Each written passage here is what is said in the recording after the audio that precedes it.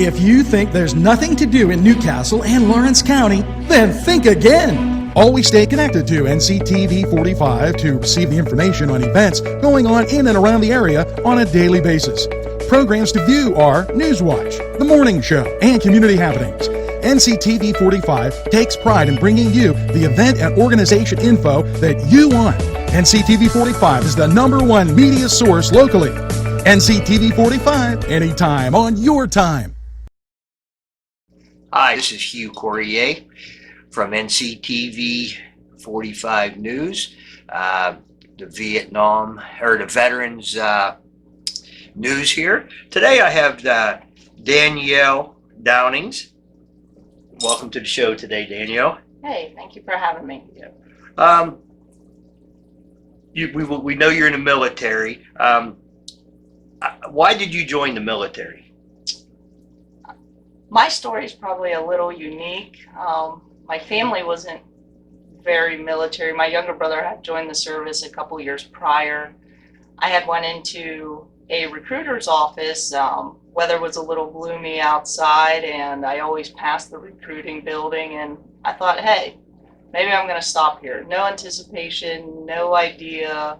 Just walked in, and the first branch door to my left when I walked in was the Army, and it just kind of spiraled from there, and 12 days later I was getting yelled at. How old was you when you joined? I was 21. 21. Where'd you go to basic training at? I did my basic training at Fort Jackson, South Carolina. And how long was basic back then? I always ask because they change things. Some are 13, some was 9. I went through 8 weeks of basic training. My basic training was also 8 weeks. 8 weeks, okay. Yes. What was your MOS? My MOS initially, because I had no idea what I wanted to do, my recruiter's superior picked it, which was administrative. I was real bright and could communicate well with other people already at that point. So just administrative to start. Where did you go to schooling for that at? I also did that at Fort Jackson, South Carolina. They gave me an option to go to Fort Lee, Virginia, but that being in January, it was a little too cold, so I picked to stay down south. Okay. What did your military experience teach you? There's a lot of things it taught me.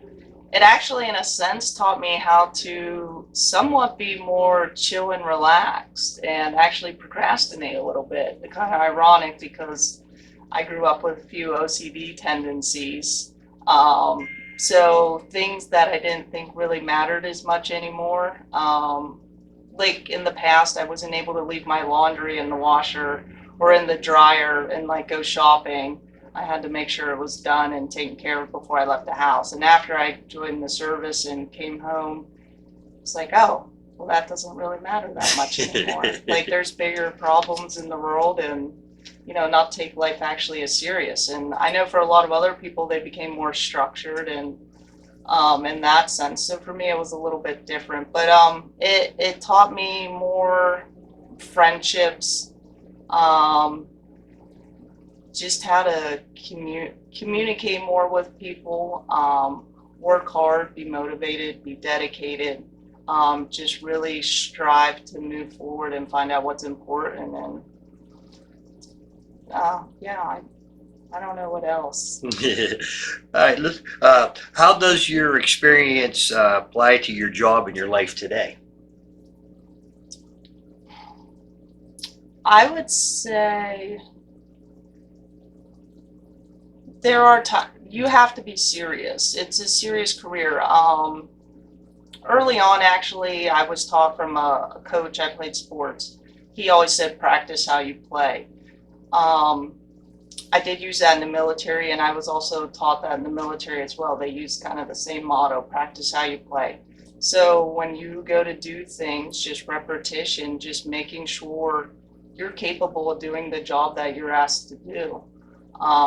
So using that in my life today, I am a police officer, and every situation can be different, but it can also be the same, or it's the same, but it can be different. Like, oh, okay, I have a traffic stop for speeding. Okay, well, it's a different day, it's a different time, it's a different person. It could be the same person, but maybe they're in a different mood.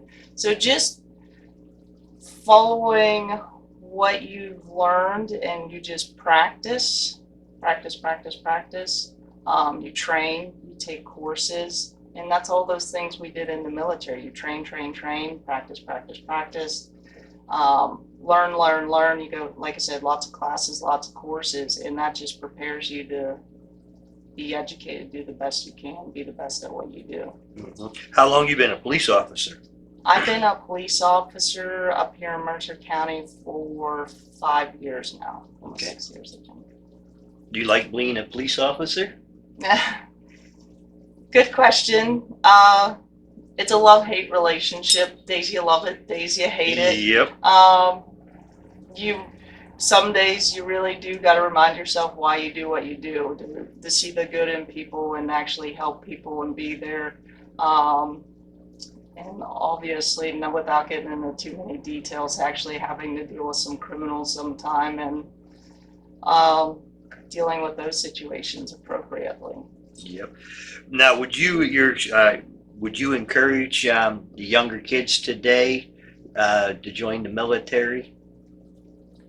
I think so overall, I would. I think you really have to ask them maybe why they would have to join just in our society today. I mean, there's benefits out there that are, for schooling, to get educated and to pursue a career, and to kind of be a little one-up on society, to pursue your dreams, to be able to support a family and move forward. And yeah, I think so, though, in structure and the people you get to meet, the stories you get to hear, the traveling that you get to do, it really does make you more of a well-rounded person. So Yeah, like when I was younger, I used to work for a body shop, and we used to wash the police cars up here at the old city building. okay. And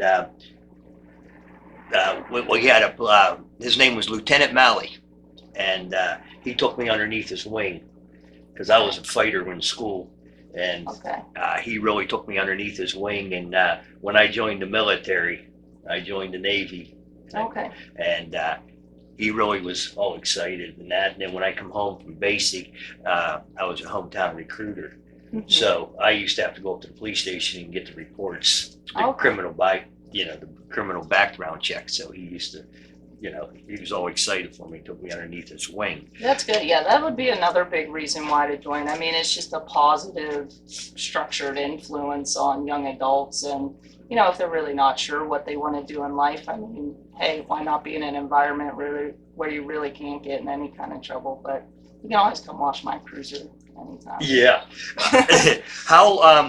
Now, how long was you in the Army? Almost 14 years now. October will be 14 years. Now you're in the reserves or the guards or? I'm in the reserves. Reserves, now. okay. Yes. Now, are you planning on staying for, what is it, 1 year for every 2, being in the reserves or the guards? Ain't there like a? Yeah, it's still just based off retirement Retirement. points. Like, I know different branches have different acronyms for it. So as long as, like, in the Army, we have what's called UTA, UTA and stuff.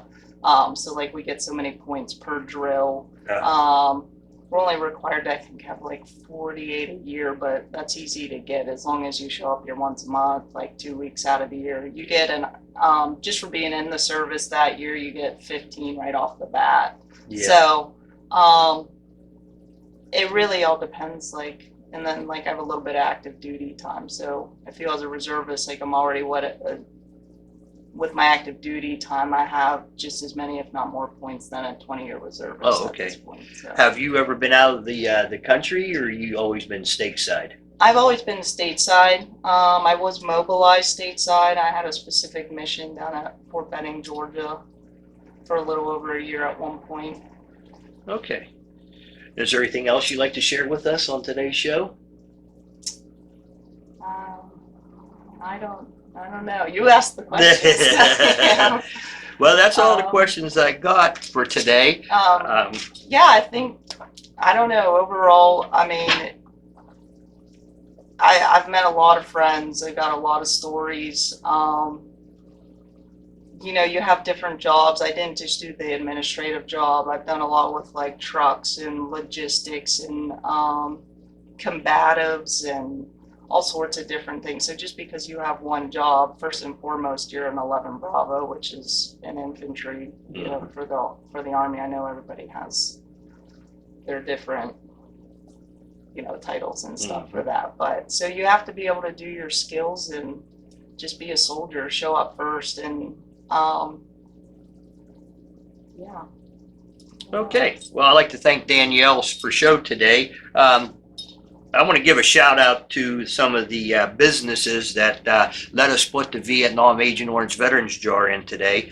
We have Grammy's Bakery, Two Fat Guys in an Oven, J&M Mini Mart, and the Cheese House. So I want to give a big shout out to these guys for letting us put their donation jars out there for the Vietnam Agent Orange. We got some fundraisers coming up. Rodardo's is Tuesday, May 17th. 4 p.m. to 9 p.m. That's for the Vietnam Agent Orange Veterans Project, and they're nice enough to give us 10% of their sales that day. And also on June 4th, we have the Durrells coming in at Sons of Italy. That's from 6 to 9. The tickets are $10. And also that day, you can get additional dinner there if you want to join us.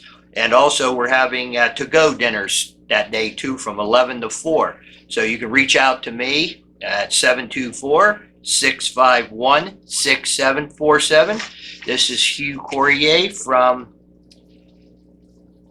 Veterans News, NCTV45. If you think there's nothing to do in Newcastle and Lawrence County, then think again. Always stay connected to NCTV45 to receive the information on events going on in and around the area on a daily basis. Programs to view are Newswatch, The Morning Show, and Community Happenings. NCTV45 takes pride in bringing you the event and organization info that you want. NCTV45 is the #1 media source locally. NCTV45, anytime on your time.